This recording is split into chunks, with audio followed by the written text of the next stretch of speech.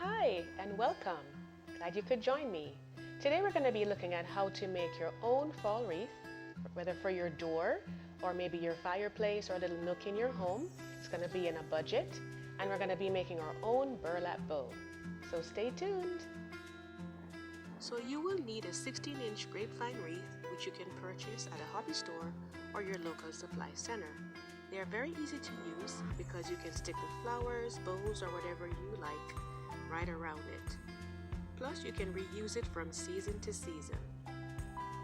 These are snippets from 3 fall leaf bunches that I got at the dollar store, and you can stick them in the wreath based on your personal preference.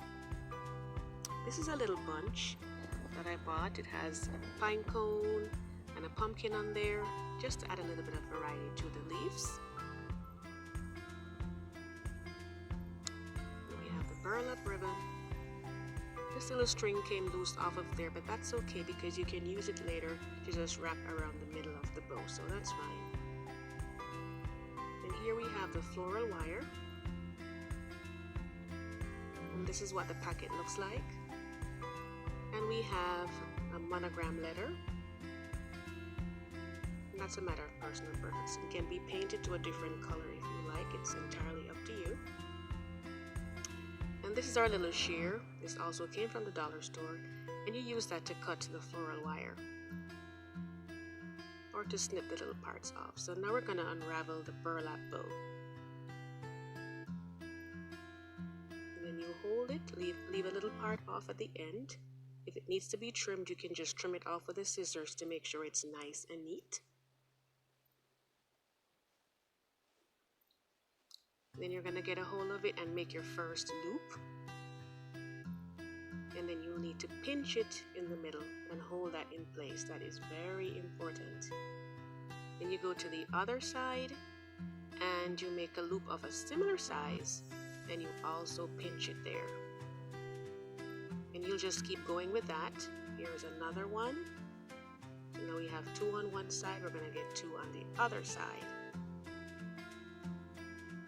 And make sure that you hold it in place. I'm going to do a third one on the one side and then a third on the other. And we'll have a little loose piece hanging down.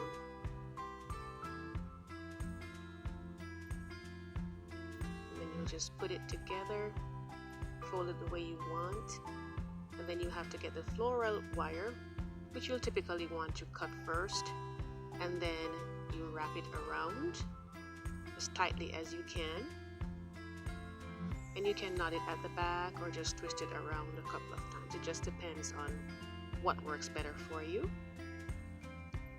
And of course you want to leave a little piece off because that's what you're going to use to attach it to the wreath. And because it has all the little vines being wrapped around, it's easy for you to find a nice little spot that you can stick it in and get it to go in there. So that's what I'm going to do right now.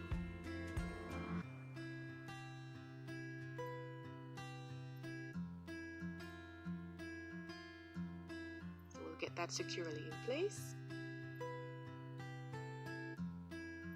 and just fluff it out the way that you like.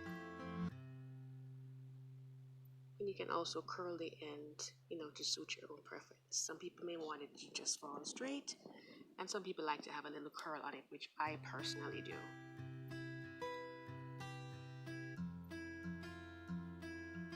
Remember to like, share, and subscribe for future topics and hit that notification bell. So next we're going to get the little leaflets and we are going to just stick them around. And this is going to be, of course, based on your personal preference. Some people like to have theirs symmetrical, where they put the same thing exactly on each side. And if you're doing it that way, you want to get 2 little bunches of pumpkins or pine cones or whatever you may want to use, 1 for each side. I prefer mine asymmetrical, so that's why I have only 1, because that's going to go on one side. And then I'll just slowly make my way around. And it's really easy because you have all these little areas where you can stick them, and if you try in one spot and it doesn't work, you can always try another spot that's close by. main thing is just to have it fluffed out. So I'm going to stick my little pick in there now with the little pumpkin on there and the pine cone. And there's so many varieties available that you can choose from. I'll just slowly make my way up.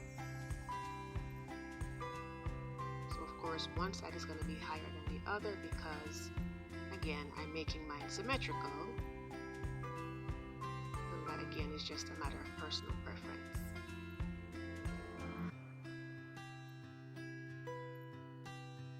You can always go back afterwards and, you know, fluff it out to make sure that the areas are covered.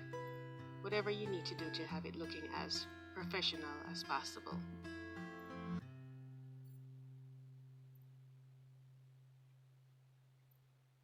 And just use as many of them as you like, you know, to make sure that you're not wasting any.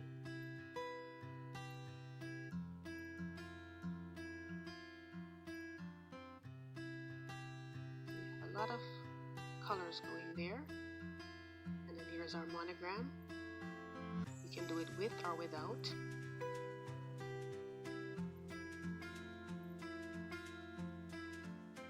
So now here you have the finished product. I really hope you'll get to try making your own, and I do thank you so much for watching. Happy fall!